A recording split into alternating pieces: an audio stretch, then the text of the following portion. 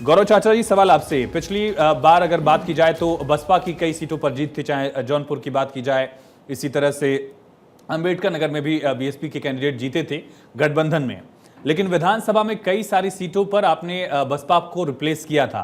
क्या जो विपक्ष का एक वैक्यूम दिखा था उसकी जगह समाजवादी पार्टी ले पाएगी? उसी तरह से आप विधानसभा वाले पैटर्न पर ही यहां पर अपना वोटिंग पैटर्न देख रहे हैं सपा के लिहाज से, या बसपा टक्कर भी दे रही है आप लोगों को?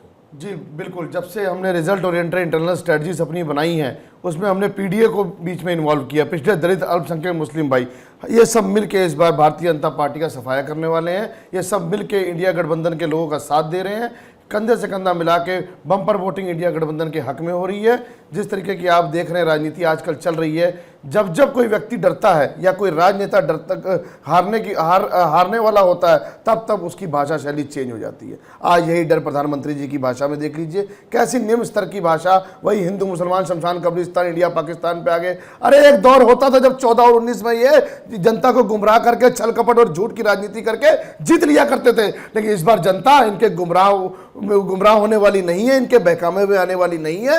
जनता इंडिया गठबंधन के हक में मतदान कर रही है और भारतीय जनता पार्टी को देश से प्रदेश से साफ करने का काम बीजेपी भी आपसे लगातार पूछती रही है, क्योंकि इस बार चुनाव में कई जगहों पर कई सारे कैंडिडेट्स आपने बदले, एक दो नहीं कई जगह तो 3-3 बार बदल दिया। वो कह रहे हैं कि भाई आप लोगों में इतना कंफ्यूजन क्यों है? कोई कंफ्यूजन नहीं, इनके पास ना नेता है, ना नियत है, ना नीति है। हमारे पास तो नेता ही बहुत है, हमारे पास तो कैंडिडेट ही बहुत है। तो हमने जो स्ट्रेटजीज बनाई थी, इंटरनल सर्वे कराए, उसके बेस पे उसको टिकट दिया। जो जिताऊ कैंडिडेट है उसको टिकट दे के आगे आए हैं, और जिसकी टिकट कटी है उसने बगावत नहीं की है, वो कंधे से कंधा मिला के दूसरे कैंडिडेट के साथ मिलकर चुनाव जितवाने का कार्य किया है। आप देख लीजिएगा 4 जून देश को मिलेगा भाजपा से। नहीं, आपके INDI अलायंस में भी कई सारे नेता हैं। प्रधानमंत्री कौन बनेगा? प्रधानमंत्री का चेहरा कौन? पीएम तो कह रहे हैं कि म्यूजिकल चेयर बना के रखा है पीएम की कुर्सी को इन्होंने। देखिए, पीएम के कहने से पीएम की भाषा शैली देख रहे हैं आप, पहले चरण से उनके मोड ही चेंज हो गया, मोड ही चेंज हो गया। पहले भी एक विशेष समुदाय के लिए पसमानदा सम्मेलन कराया करते थे, मोदी भाईजान कैंपेन किया करते थे, और पहले चरण में जब पता लग गया ये विशेष समुदाय इनको वोट नहीं दे रहा, तब से उनके आरक्षण के पीछे पड़ गए। बताइए, तब से आलोक जी बताइए, कार्य कर रहे हैं। सम्मेलन, अरे अगर आपने विकास किया है, आलोक जी विकास किया तो विकास की बात क्यों नहीं करते हैं? जवाब दीजिए। एक बात इसमें जोड़ना चाहूंगा, बस एक सवाल है गौरव जी, आपसे एक सवाल है, बड़ा अच्छा आपने विचार रखे अपने। सवाल यह है कि जब भाजपा और खासतौर पे मुख्यमंत्री योगी आदित्यनाथ ने एक पहल करी थी, अनोखी पहल, कि मदरसों को हम हाईटेक कर देते हैं, मेन स्ट्रीम में ले आते हैं, एक हाथ में कुरान एक हाथ में कंप्यूटर, वहां आपत्ति क्यों? क्या एक ही राजनीतिक दल को हक है कि वो रहनुमा बने समाज के एक तबके के? तो जब कोई अनोखी पहल करता है तब भी आपत्ति होती है। ठीक है, छोटा सा रिएक्शन, फिर आलोक जी लंबा। आप भी हिंदू मुसलमान में आ गए, आज विकास की बात क्यों नहीं कर रहे हैं? वही तो बात बढ़ती कर रहे हैं। महंगाई, बेरोजगारी, महिला अपराध, भ्रष्टाचार, हैं। किसान दुखी, नौजवान दुखी, विद्यार्थी दुखी, किसानों की हालत बुरी हो चुकी है, सड़कों का हाल देख लीजिए क्या है, स्वास्थ्य सेवाओं का हाल देख लीजिए उत्तर प्रदेश में, भ्रष्टाचार है, ना डॉक्टर है, ना है सफाई, और बड़े बड़े भाषण देते हैं। भाई वही बातें आप कर रहे हैं, विकास की बात करते हैं। ठीक है, देखिए बाहर का मौसम वैसे भी गर्म है, स्टूडियो का मौसम थोड़ा ठंडा रखता है। आलोक बस जी जवाब दीजिए। देखिए, हमारी पार्टी 272 का जादुई आंकड़ा तो चौथे चरण के चुनाव के बाद ही प्राप्त कर चुकी है। अब जो भी लड़ाई हम आगे की लड़ रहे हैं, वो रिकॉर्ड कितना आगे तक जाए, हमारा जो लक्ष्य प्रधानमंत्री ने रखा है 400 पार का, उसकी तरफ मुखातिब होकर हम उसके लिए लड़ रहे हैं। हम तो सरकार बनाने के लिए लड़ रहे थे, और इंडी गठबंधन अपनी साख बचाने के लिए लड़ रही थी। इनमें से बहुत से पार्टियां हैं जिनका राष्ट्रीय दल की मान्यता खत्म होने वाली थी, तो वो इसलिए लड़ रहे हैं कि उनको कुछ सीटें आ जाए ताकि उनका राष्ट्रीय मान्यता बरकरार रहे। बहुत जोर लगाएंगे अगर काका जी, तो ये मुश्किल से 5-7 सीट जीत पाएंगे पूरे हिंदुस्तान के लेवल पे। आरोप लगा रहे हैं कि आप सिर्फ बहुत जोर लगाएंगे अगर राजद वाले हिंदू मुस्लिम करने का आरोप लग रहा है आप पे। अब एक मिनट मुझे बोल लेने दीजिए, फिर आप बीच में बोलिएगा। 7-8 सीट जीत जाएंगे तो प्रदर्शन तो बेहतर होगा ही, फिर 400 का आंकड़ा कहां से गिन रहे हैं? अगर आप खुद ही मान रहे हैं आलोक जी की 7-8 सीटें आरजेडी जीत जाएगी, तो फिर आपका आंकड़ा बढ़ेगा कहां से? उन जगहों कौन सी अगर सीटें बता दें तो और अच्छा। हम 18 से 5-7 सीटें 28 कौन सी होने जा हैं, रहे ये वहाँ। गिना दे अगर आप। हम साउथ में सीट लाने जा रहे हैं, आप हैं किस मुगालते में? हम तमिलनाडु में सीट लाएंगे, हम आंध्र में सीट लाएंगे, हम तेलंगाना में सीट ला रहे हैं। तो बिहार में आरजेडी कौन सी 7-8 सीटें जीत रही, कौन सा लग रहा है आपको जहां बीजेपी हार रही? मैंने ये नहीं कहा कि 7-8 सीट, मैंने कहा अगर बहुत कृपा होगी इन पर कृष्ण भगवान की तो ये इतना फिगर ले सकते हैं, उससे ऊपर नहीं जा सकते हैं। नहीं 2019 मैंने ये में तो एक कहा भी ये सीट जीत नहीं रहे जीती थी हैं। आरजेडी। मैंने कहा अगर कृपा होगी कृष्ण भगवान की इन ग्वालों पे तो ये इतना सीट ले सकते हैं, लेकिन उससे ज्यादा कुछ नहीं होगा। लोग नहीं चाहते हैं पुनरावृत्ति उत्तर प्रदेश में, फिर से अतीक अहमद, मुख्तार अंसारी और आजम खान पैदा हो जाएं और वहां का आवाम डर के अपने घर बिलों में घुस जाए। ये सब अब कोई नहीं चाहता है। वहां योगी राज है, अमन चैन की जिंदगी है, करोड़ों 30,000 करोड़ का इन्वेस्टमेंट आया हुआ है, सारी चीजें $1 ट्रिलियन की तरफ उसको ले जाने के लिए तैयार है। अब वहां के लोग किसी मुगालते में नहीं आने वाले। पहले भी यूपी को साथ पसंद है, राहुल गांधी और अखिलेश जी मिलकर आए थे तो क्या हथ हुआ चलिए था? मुझे 2023 का वो आंकड़ा याद आता है, 33 लाख करोड़ इन्वेस्टमेंट की बात कही गई थी जब ग्लोबल इन्वेस्टर समिट हुआ था, वो छोड़िए 30,000 पर आप आ गए। लेकिन रंजीत जी, सबसे अहम सवाल यही है, कांग्रेस पिछली बार भी मौजूदगी दर्ज कराने तक में नाकाम हुई थी। क्या ये सच में एग्जिस्टेंस की लड़ाई है कांग्रेस के लिए?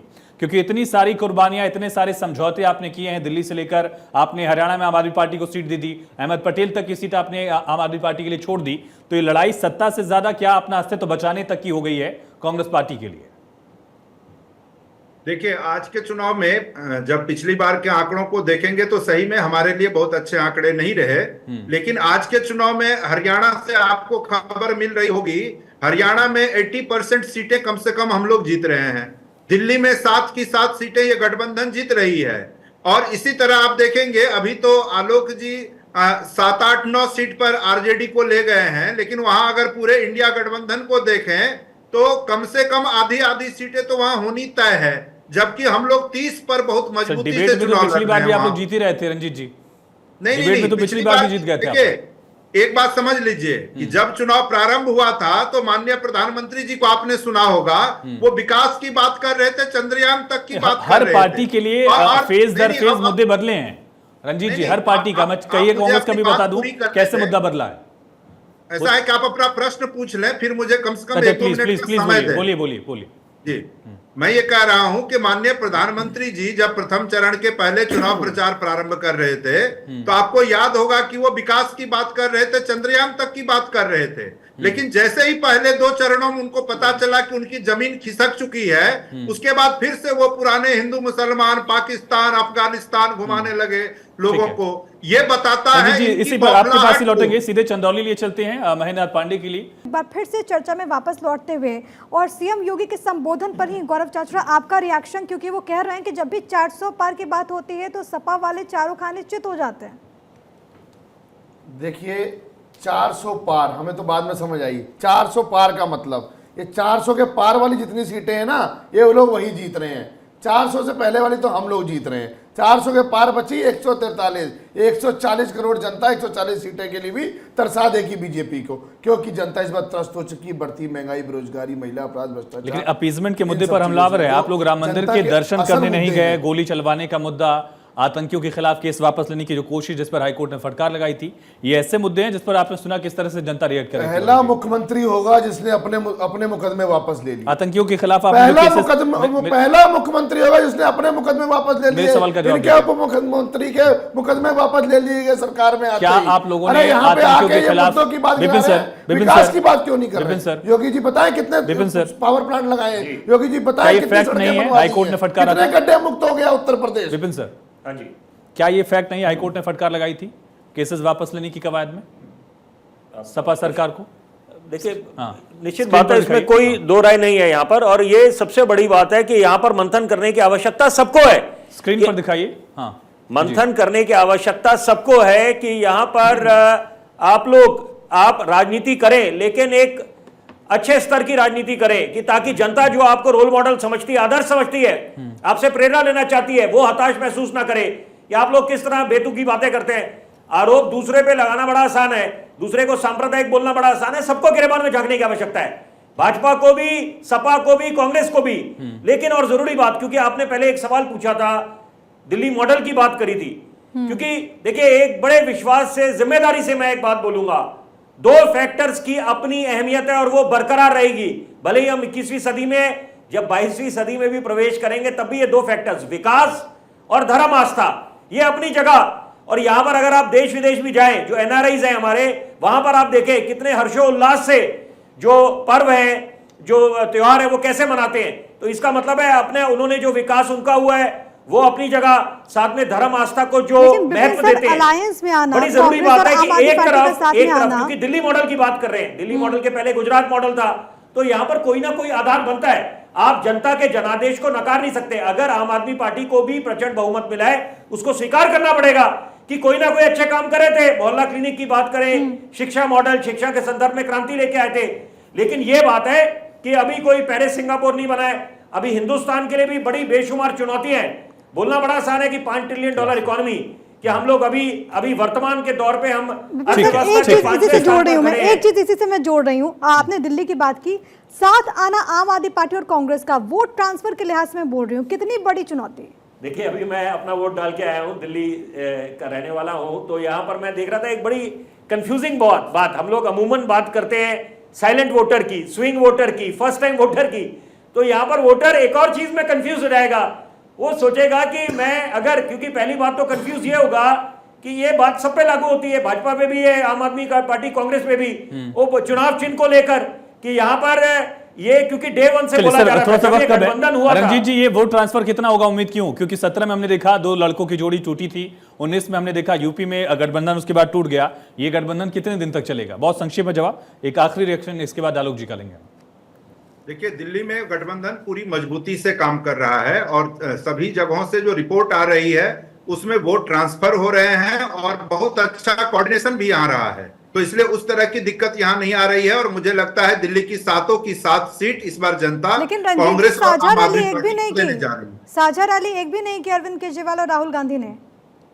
नहीं, अलग अलग क्षेत्रों में देखिए, जब काम का बंटवारा होता है तो अलग अलग क्षेत्रों में जहां जिनकी जरूरत होती है सब लोग गए, सब लोगों ने रैलियां की। देखिए मूल बात इसमें क्या है, ये देखें कि मैं बिहार में एक विधायक के चुनाव प्रचार में था, उनका मैंने तरीका देखा। वो आए और उन्होंने 1.5 मिनट का भाषण दिया और कहा कि देखिए 5 वर्ष पहले हमने आपसे कुछ वादे थोड़ी सी कमी। एक लास्ट रिएक्शन आलोक वत्स साहब आपका। देखिए, पिछले चुनाव में, आज जो चुनाव हो रहे हैं 58 सीट में, उसमें हम 40 सीट जीते थे। इस बार हम 45 से ऊपर सीटें जीतने जा रहे हैं और ये लोग कुछ भी कर ले, इनकी एकजुटता देखने को नहीं मिल रही है। दिल्ली में ये एकजुट होकर लड़ रहे हैं, पंजाब में एक दूसरे के खिलाफ लड़ रहे हैं। तो देश की जनता को आप क्या समझते हैं? बिल्कुल निरा मूर्ख। अरे जनता को एक ठोस मजबूत सरकार चाहिए जो उसको नरेंद्र मोदी के नेतृत्व में मिल रहा है। वो क्यों जाएगी जो 7 6 मैनिफेस्टो इन्होंने देश के सामने रख दिया है? अगर ये जीत के आए तो कौन सा मैनिफेस्टो लागू करेंगे? आपस में सिर्फ फुटेबल करेंगे कि मेरा लागू करो तो मेरा लागू करो। उसमें बेरोजगारी की बात की गई, रोजगार कैसे? बहुत शुक्रिया आप सभी का इस चर्चा में जुड़ने के लिए। प्रिया, बहुत बहुत धन्यवाद आप सभी का हमारे साथ चर्चा में शामिल होने के लिए। तो 8 राज्य 58 सीट पर चल रही है वोटिंग। ज्यादा वक्त बचा नहीं, अपने घरों से बाहर निकले और अगर अभी तक वोट नहीं किया तो वोट कास्ट जरूर करें।